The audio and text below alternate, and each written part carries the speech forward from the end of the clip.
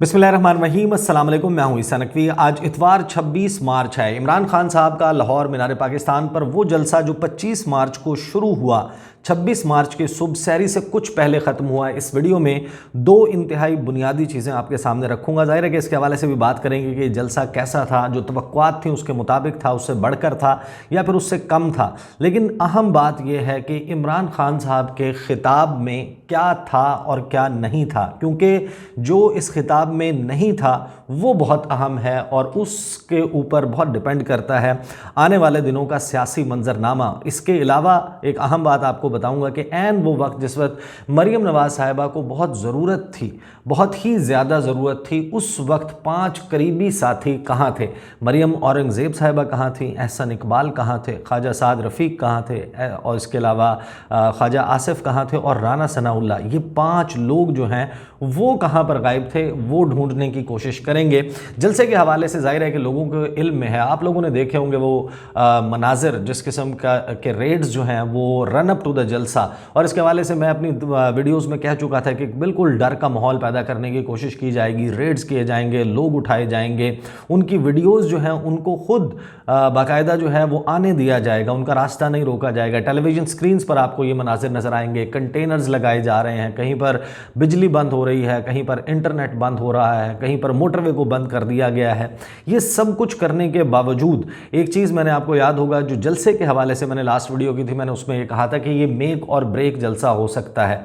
उसकी वजह ये थी कि ये जलसा जो है इसने मोमेंटम का तयन करना था। इमरान खान साहब जलसों में जिस तरीके से उन्होंने क्राउड इकट्ठा किया साल 2022 में, क्या 2023 में जब वो खासे दिनों के गैप के बाद 26 नवंबर के बाद और इस साल का पहला जलसा करने जा रहे हैं, तो क्या लोग उसी तरीके से निकलेंगे? गुज़श्ता कुछ अरसे में जो खौफ की फ़िज़ा बनी है उसमें भी लोग बाहर निकलेंगे? ये बड़ा अहम सवाल था, क्योंकि ये मोमेंटम को बढ़ा भी सकता था और मोमेंटम को तोड़ भी सकता था। तो बड़ा वाज़े जवाब है कि मोमेंटम जो है वो ब्रेक नहीं हुआ, मोमेंटम में इजाफा हुआ है। लोग तमाम तर खौफ के बावजूद बाहर निकले हैं और अब पीडीएम की जमातें जो हैं उनको अपने गिरेबानों में झांकने की ज़रूरत है कि आखिर इमरान खान साहब के पास ऐसी कौन सी चीज़ मौजूद है, कौन सा ऐसा जादू मौजूद है जो ये तमाम जमातें मिलकर नहीं कर पाती। जो 16 दिसंबर 2020 को जब इन्होंने पीडीएम ने जलसा करने का ऐलान किया था और इन्होंने कहा था कि हम भरेंगे ग्रेटर इकबाल पार्क और यहाँ पर जलसा करेंगे, यहाँ पर वो लोग इकट्ठे नहीं कर पाए थे। और ये जो बहस है जो सहाफ़ियों के ज़रिए की जाती है, बड़े ग्रुप्स बने हुए हैं। अच्छा, एक साइड है इवन तहरीक इंसाफ की, वो उसको बहुत ज़्यादा उठा देती है और जो पीडीएम के करीबी सहाफ़ी हैं और वो पूरा एक गैंग की तरह ऑपरेट करते हैं, उनको व्हाट्सएप में पुरानी शूट की हुई फुटेजेस भेजी जाती हैं। वो पुरानी वीडियोस लगा कर कहते हैं कि देखें ये खाली पड़ा है आप, और ये कहाँ से व्हाट्सएप मैसेजेस आते हैं, हम इसी शहर में रहते हैं, हमें पता है ये कहाँ से आते हैं, बल्कि सिर्फ एक जगह से नहीं आते, मुख्तलिफ जगहों से आते हैं। हमारे कुछ दोस्त जब उनको ट्वीट करते हैं उसके बाद हम उनसे पूछते हैं, हाँ जी, वो कहते हैं जनाब आया था, और वो बाकायदा कोई शर्म भी महसूस नहीं करते। एक जैसी फुटेजेस और एक जैसी चीज़ें जब ट्वीट्स होती हैं, जब उनके अल्फाज जो हैं वो एक जैसे होते हैं, तो आपको पता चल जाता है कि पीछे बैठा हुआ एक ही दिमाग है, एक ही शख्स है जो लिख रहा है। बहरहाल नंबर जो है वो the crowd speaks for itself, images they speak for themselves. इसमें ऐसी कोई चीज़ नहीं है जो कि मैं बहुत बड़ा बढ़ा चढ़ा दूंगा।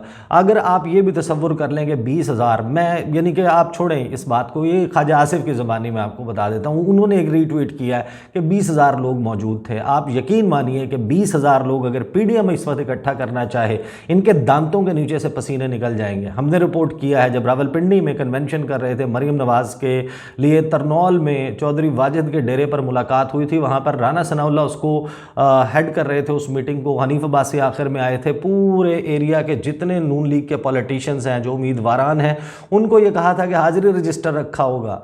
इसकी पूरे जलसे की और इसमें आए हुए लोगों की जो रिपोर्ट है वो नवाज शरीफ के पास भेजी जाएगी और हर शख्स ने जो है वो लोग लेकर आने हैं। जो अटक वाली साइड से लोग आएंगे, ये मोटरवे के रास्ते दाखिल होंगे, जो पिंडी से आएंगे वो रवात टी चौक से आएंगे, जेलम तक से ये लोगों ने इन्होंने लोग इकट्ठे करने थे। और आप यकीन मानिए कि बिल्कुल जिसे कहते हैं ना कि एक कोई ख़ास काबिल ज़िक्र क्राउड नहीं था, लेकिन नंबर से ज़्यादा देखिए मैसेज बहुत मैटर करता है। जो जलसा था उस जलसे में इमरान खान साहब की तकरीर जो है वो गुज़श्ता कुछ अरसे में की जाने वाली सबसे लंबी तकरीर थी और ख़ासा लंबा ये जलसा चला, लोग इकट्ठा होना शुरू हो गए तमाम तर पाबंदियों के बावजूद। ये एक हैरान हैरान कुन फैक्टर था। मेरा ख्याल ये था कि शायद जो है वो लोग इतनी बड़ी तादाद में नहीं निकलेंगे जितनी बड़ी तादाद में निकले। आप उसके ड्रोन्स के इमेजेस देखें, दूसरे कैमरों से बने हुए इमेजेस देखें तो एक बहुत ही साइजेबल क्राउड था। I don't have the exact idea ये नंबर। कंटेंट पे आ जाते हैं, इमरान खान साहब का खिताब। अच्छा, इमरान खान साहब का जो खिताब है वो बड़ा दिलचस्प होता है। इमरान खान साहब के खिताब में वो चीज़ें मौजूद होती हैं जो पल्स है ना, जो आवाम की नब्ज़ जिसके ऊपर ज़्यादा ज़ोर से धड़कने या ज़्यादा ज़ोर से चलना शुरू होती है, इमरान खान साहब के खिताब में हर वो चीज़ मौजूद होती है।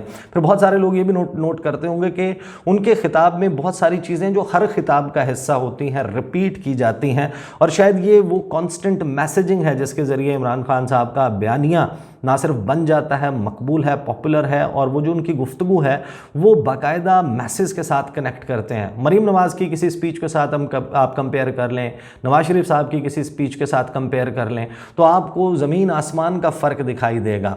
उनके मसाइल मुख्तलिफ़ किस्म के नज़र आते हैं। इमरान खान साहब बिल्कुल ही डिफरेंट पिच के ऊपर आप समझेंगे बॉलिंग करा रहे होते हैं। उनकी लाइन एंड लेंथ बिल्कुल डिफरेंट होती है। और इस खिताब में एक चीज़ और एक बहुत ज़्यादा फैक्टर इस वक्त के मारूजी हालात का भी है, जो ऑन ग्राउंड सिचुएशन है, जो लोगों की सूरत हाल है वो आपको मालूम है, और हुकूमत की परफॉर्मेंस की वजह से लोग जिस कदर नाराज़ हैं। ये सवाए जो इनके अपने किसी भी सियासी जमात के ज़ाहिर के होते हैं, तहरीक इंसाफ के भी होते हैं, जो उनके हार्डकोर वर्कर्स हैं या सोशल मीडिया एक्टिविस्ट हैं या उनके जो जर्नलिस्ट विंग आप उनको कह लें वो हैं, वो तो हर हाल में दिफा करते हैं। वो तो कहते हैं कि जनाब मुस्लिम लीग नवाज़ से अच्छी तो मसीहा जमात ही कोई नहीं है, या पाकिस्तान तहरीक इंसाफ से ज़्यादा मसीहा जमात कोई नहीं है। लेकिन जो ऑन एवरेज आप लोगों को देखते हैं तो फिर वो पार्टिसिपेशन जो है वो नून लीग के हक़ में आप अंदाज़ा लगाइए कि उनके अलावा बात करने वाले लोग नहीं हैं। ऑन ग्राउंड आप किसी से भी जाकर पूछें वो इस वक्त गालियाँ निकाल रहे हैं इनको। अब इमरान खान साहब के ख़िताब पे आ जाते हैं। वो जो चीज़ें मुसलसल होती हैं उनके ख़िताब में वो थी, उनको मैं रिपीट नहीं करूँगा। कुछ अहम चीज़ें जो हैं वो मैं आपको बता देता हूँ जो खान साहब ने की, और फिर जो उन्होंने अपने जो मुल्क के हवाले से उन्होंने कहा हमारा प्लान ऑफ एक्शन क्या होना चाहिए, वो उन्होंने क्या उसमें गुफ्तगू की और फिर क्या उनके खिताब में नहीं था, उसके हवाले से बात करेंगे। इलेक्शन कमीशन से उन्होंने सवाल किया कि इलेक्शन कमीशन बताए अक्टूबर में पैसा कहाँ से आएगा इंतखाबात करवाने के लिए। इलेक्शन से भाग रही है हुकूमत, आइन तोड़ रही है। हमने अदालत से रुजू कर लिया है और लोगों से कहा कि अगर आज आपने और अदलिया ने और वकला ने इन्होंने स्टैंड नहीं लिया तो मुल्क में कानून ख़त्म हो जाएगा और जो फिर ताकतवर चाहेगा वही होगा। लोग आटे की लाइन में लगकर मर रहे हैं। अब आपको मालूम है कि इस किस्म के इंसिडेंट सामने आ रहे हैं। इमरान खान साहब ने कहा कि जहां ये मुल्क को ले आए हैं इससे निकलने का कोई आसान रास्ता नहीं है, बहुत मुश्किल रास्ता है और तमाम मुश्किल फ़ैसले करने होंगे। और मुश्किल फ़ैसले उन्होंने कहा कि कौन कर सकता है, वही कर सकता है जो आवाम का मैंडेट लेकर आएगा। वोट से हुकूमत आएगी तो बिजनेसमैन को एतबार होगा कि इस्तेहकाम आ गया है। मुल्क के उन्होंने कहा कि दो मसले हैं। नंबर 1, टैक्स से इकट्ठे किए जाने वाले पैसे काफ़ी नहीं हैं, खसारे से शुरू होते हैं और कर्ज़े पर मुल्क चलाना पड़ता है, मुल्क के हालात के हवाले से। दूसरा उन्होंने कहा कि मसला ये है कि डॉलर की कमी है, जितने डॉलर मुल्क में आते हैं उससे बहुत ज़्यादा बाहर चले जाते हैं। करंट अकाउंट खसारा जो है, करंट अकाउंट डेफिसिट इसको कहा जाता है। बरामदात बढ़ाने की उन्होंने कहा कि मुल्क में कभी कोशिश नहीं की गई, दरामदात हमारी बहुत ज़्यादा हैं, इसकी वजह से डॉलर्स की कमी है। इसके लिए उन्होंने कहा कि सर्जरी करनी पड़ेगी, गवर्नेंस बेहतर करनी पड़ेगी, इसका सिस्टम बिल्कुल तब्दील करना पड़ेगा। हुकूमत चलाने का जो तरीक़ाकार है इसको मुकम्मल तौर पर तब्दील करना पड़ेगा। फिर उन्होंने जो है वो डॉलर्स के हवाले से नंबर 1 पे जो बात की, उन्होंने कहा डॉलर लाने का एक तरीका, एक्सपोर्ट बढ़ाने में उन्होंने कहा कि वक्त लगेगा। पाकिस्तान का सबसे बड़ा असासा बैरून मुल्क पाकिस्तानी है। अगर हम अपना गवर्नेंस सिस्टम और रूल ऑफ लॉ बेहतर कर लें, अदलिया का निज़ाम बेहतर हो और तो इनके सरमाए की हिफाजत की यकीन दहानी हो जाएगी। 18,000 पाकिस्तानी डॉक्टर्स हैं अमेरिका में, उनकी कुल दौलत 200 अरब डॉलर्स है। 10 बिजनेसमैन जो टॉप हैं पाकिस्तानी नयाद अमरीकी, उनकी जो एक्यूमुलेटिव वेल्थ है वो तकरीबन 25 अरब डॉलर बनती है। फिर इमरान खान साहब ने कहा कि दुबई में चंद सालों में 10.4 अरब डॉलर्स की पाकिस्तानियों ने प्रॉपर्टी ली है। अगर अब इन लोगों को सरमायाकारी के लिए हम राज़ी कर लें और वो सरमायाकारी करें तो ना सिर्फ इनकी सरमायाकारी आएगी बल्कि दुनिया भर से पाकिस्तान में सरमायाकारी होगी। दूसरे नंबर पे खान साहब ने कहा कि मिड टर्म और लॉन्ग टर्म प्लानिंग करनी होगी। एक्सपोर्टर्स जो हैं उनको VIP बनाएंगे, उन्हें सहूलत देंगे। हिंदुस्तान की 140 अरब डॉलर्स की IT एक्सपोर्ट्स हैं, कंपैरिजन उन्होंने सामने रखा। तीसरे नंबर पे उन्होंने सियाहत की बात की कि टूरिज़्म, उन्होंने बताया कि हमारा क्या क्या प्लान था, लेकिन कोरोना वायरस की वजह से वो पूरी दुनिया में ज़ाहिर है कि ट्रैवल जो है वो ख़त्म हो गया था, लेकिन उन्होंने कहा कि अगर अल्लाह ने मौका दिया तो हम सियाहत के शोबे को उठाएंगे। चौथे नंबर पे उन्होंने मादनियात की बात की। उन्होंने कहा ये सूबों का सब्जेक्ट है और सूबों के पास कैपेसिटी नहीं है, अगर हम हुकूमत में आते हैं तो हम इस पर खुसूसी तवज्जो देंगे। पाँचवें नंबर पे उन्होंने इंडस्ट्री की बात की।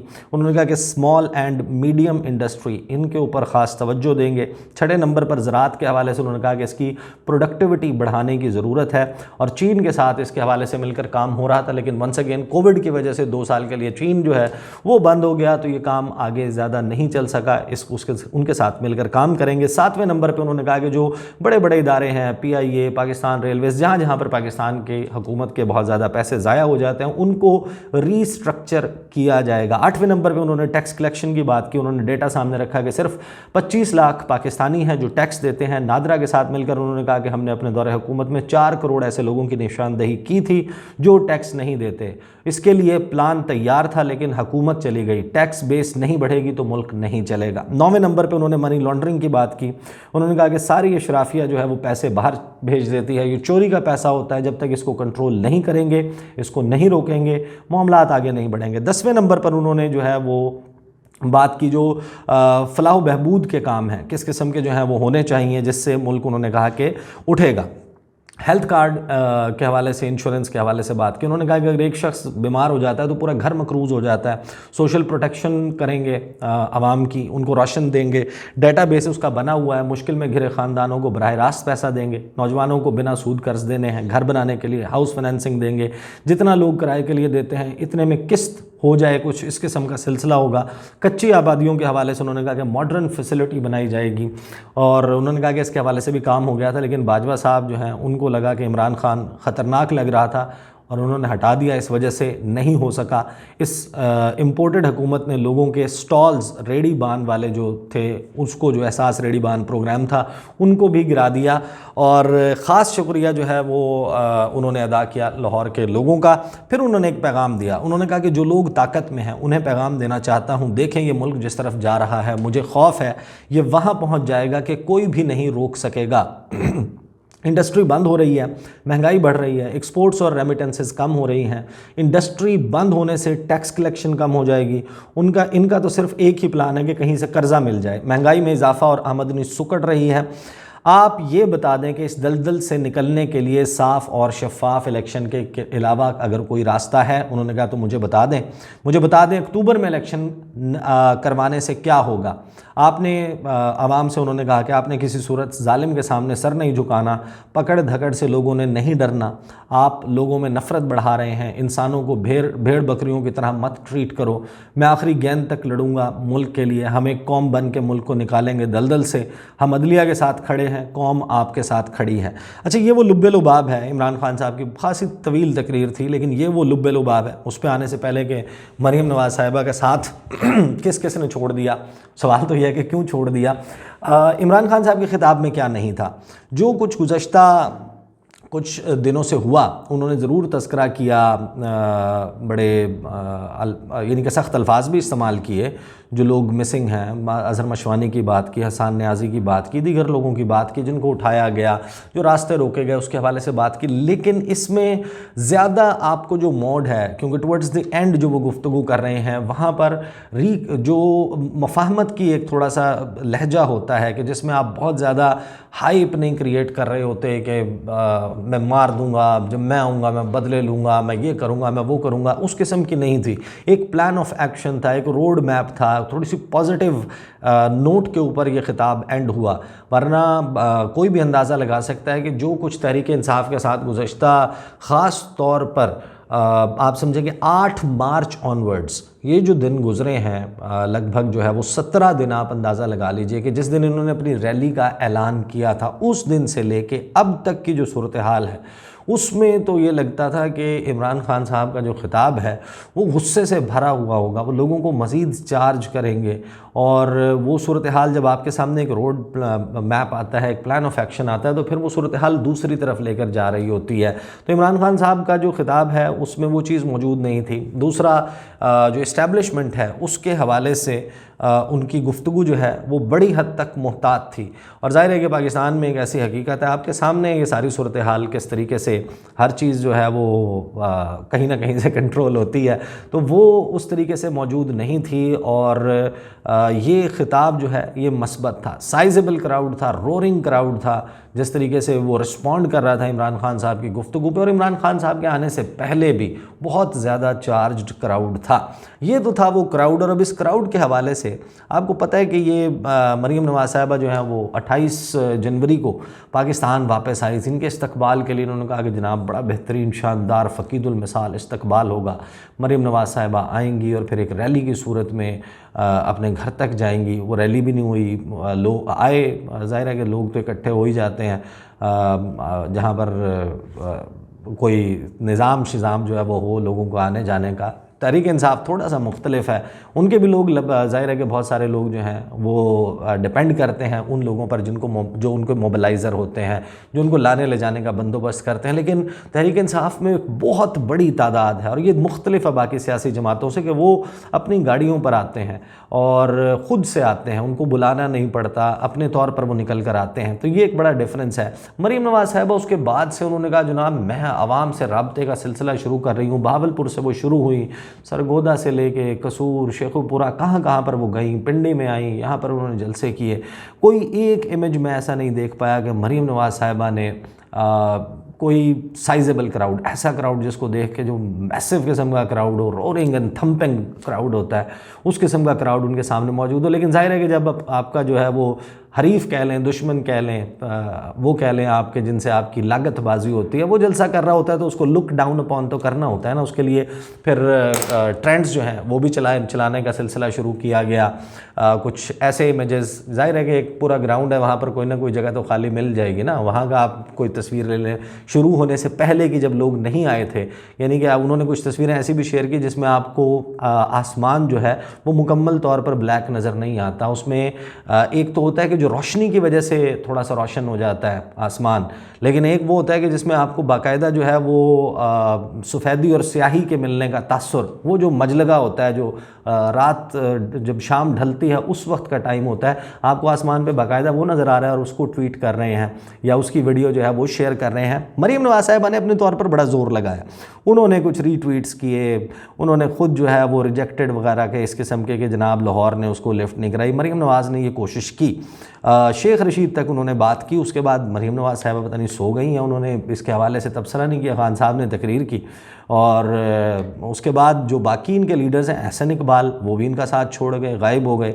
अब एहसन इकबाल साहब ने जो है वो कोई 7 घंटे पहले जो है वो रीट्वीट किया हुआ है, 2 घंटे पहले जो उन्होंने ट्वीट किया है वो तहरीक इंसाफ ने अमेरिका में एक और लॉबिंग फर्म हायर कर ली, उसके हवाले से रीट्वीट किया हुआ है। उन्होंने तबसरा नहीं किया नंबर के ऊपर, उन्होंने तबसरा नहीं किया क्राउड के ऊपर। Then coming to Khawaja Asif साहब ने सिर्फ एक रीट्वीट किया है जिसमें वो राजा कबीर साहब हैं, जो सरकारी आदद शुमार के मुताबिक इस वक्त पंडाल में 10 से 12 हज़ार अफराद मौजूद हैं, इंटरनेशनल मीडिया के मुताबिक 15 से 18 हज़ार अफराद मौजूद हैं, आज़ाद ज़राए के मुताबिक 20 हज़ार अफराद पंडाल में हैं, जबकि तहरीक इंसाफ के मुताबिक 5000 कुर्सियों पर 10 लाख अफराद बैठे हुए हैं। ये ट्वीट था राजा कबीर का जिसको इन्होंने रीट्वीट किया हुआ है। इसके अलावा उन्होंने क्राउड के ऊपर, क्राउड के साइज़ के ऊपर, देखें किस मुंह से करेंगे, ख़ुद तो इकट्ठे नहीं कर पाते ना, ये कोई उसकी बात नहीं है। No affiliation, if and believe me and trust me, people know me. अगर तहरीक इंसाफ का जलसा जो है वो छोटा होगा नून लीग से, I would be the last person to say कि नहीं तहरीक इंसाफ का जलसा बड़ा है और नून लीग का जलसा छोटा है। क्राउड नज़र आता है, आपको सामने नज़र आता है। और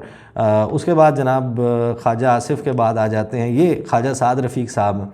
ख्वाजा साद रफ़ीक साहब ने जनाब कोई ट्वीट नंबर के ऊपर जलसे की फुटेज के हवाले से उस पर नहीं किया, अलबत्ता कोई हिना परवेज़ भट्ट को रीट्वीट किया हुआ है।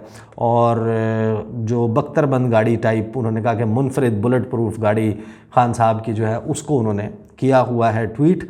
राना सनाउल्लाह साहब जो हैं वो तो सिरे से ही गायब हैं, 13 घंटे पहले उन्होंने आखिरी ट्वीट किया था और 13 घंटे से उनका, अच्छा मैं ये भी बता दूं, मैं 4:29 की बात कर रहा हूँ। 4:29 पे मैं ये वीडियो इस वक्त जो है रिकॉर्ड कर रहा हूँ, और ये मैंने खोले थे जिस वक्त मैंने वीडियो रिकॉर्ड करना शुरू की थी।